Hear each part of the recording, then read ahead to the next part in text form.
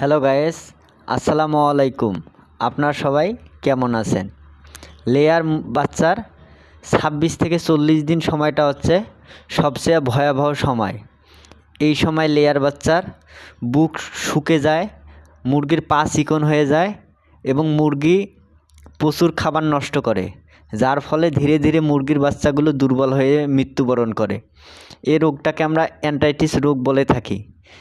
এ রোগ হওয়ার প্রধান কারণ হচ্ছে এই সময়টাতে মুরগির খাবার পাত্রে এবং পানির পাত্রে মুরগির লিটার মিক্স থাকা এবং মুরগি লিটার খাওয়া।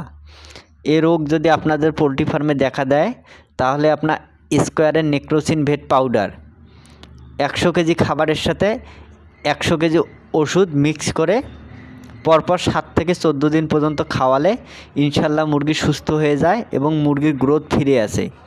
পোলট্রি সম্পর্কে বিভিন্ন তথ্য বা ভিডিও পেতে আপনারা আমাদের এই আইডিটা ফলো করে দিবেন।